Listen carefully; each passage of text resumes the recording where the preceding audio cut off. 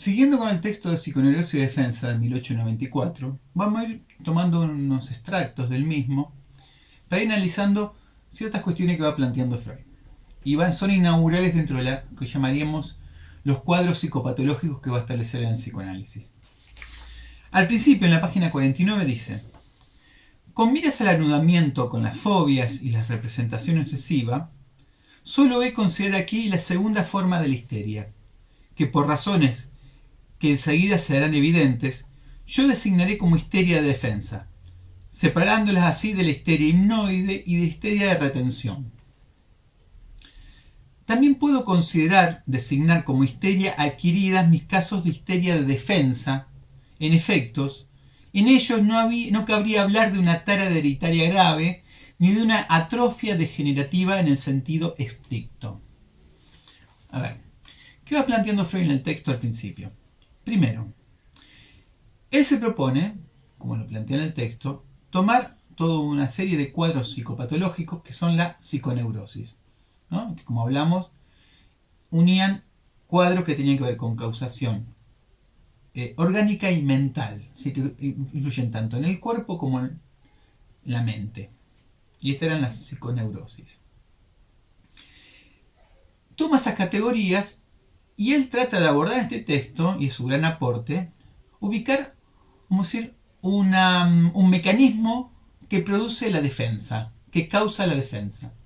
Ese mecanismo que va a inaugurar en este texto es el mecanismo de la represión, la Verdrängung, que va a definir como un esfuerzo por negar.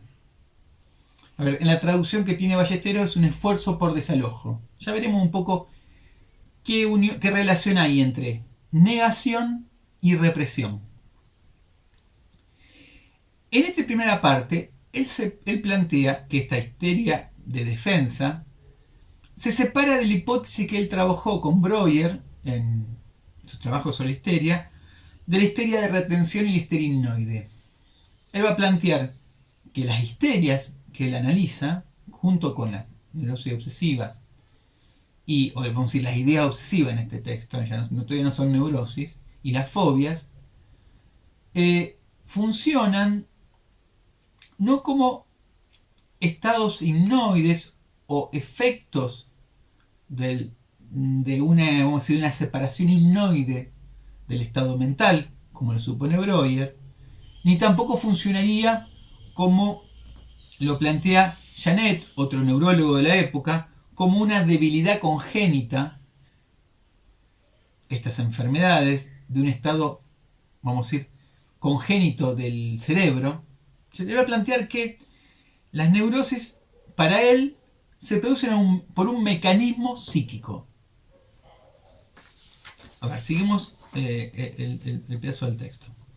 Pues bien, esos pacientes, por mí analizados, gozaron de salud psíquica hasta el momento en que sobrevino un caso de inconciabilidad en su vida de representaciones. Es decir, hasta que se presentó a su yo una vivencia, una representación, una sensación que despertó un afecto tan penoso que la persona decidió olvidarla, no confiando en poder solucionarlo con su yo. Mediante un trabajo de pensamiento, la contradicción que esa representación intolerable le oponía. A ver, y acá vemos algo muy importante que va a plantear Freud y va a mantener a lo largo de toda su obra.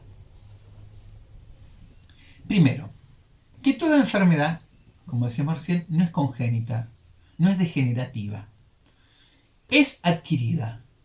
¿Sí?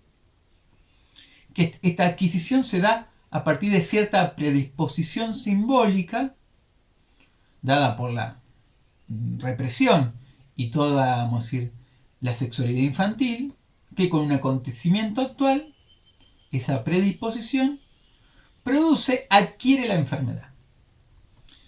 Otro punto importante es que este mecanismo es una defensa del yo.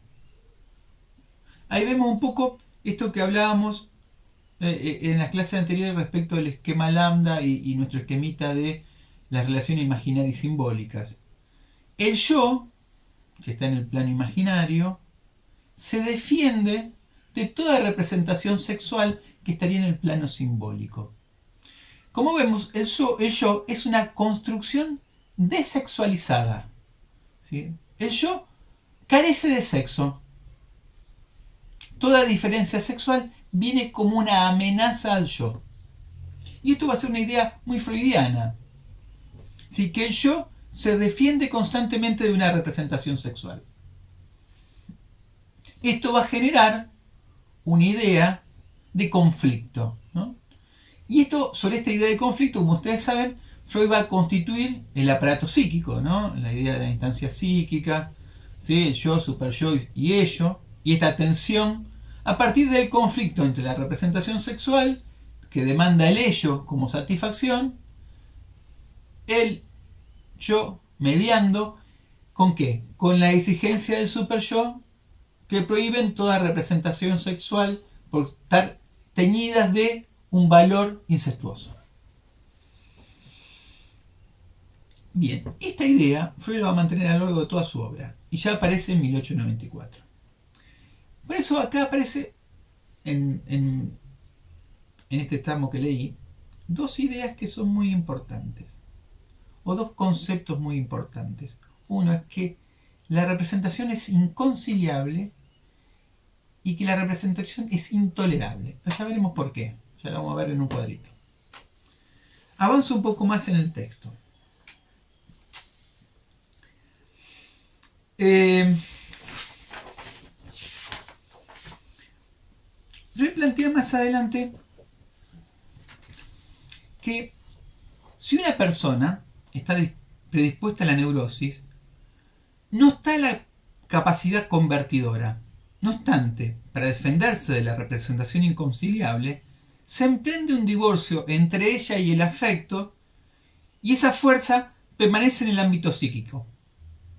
La representación, ahora debilitada, queda segregada de toda asociación dentro de la conciencia, pero su afecto liberado adquiere y se adhiere a otra representación que no es tan inconciliable como la anterior.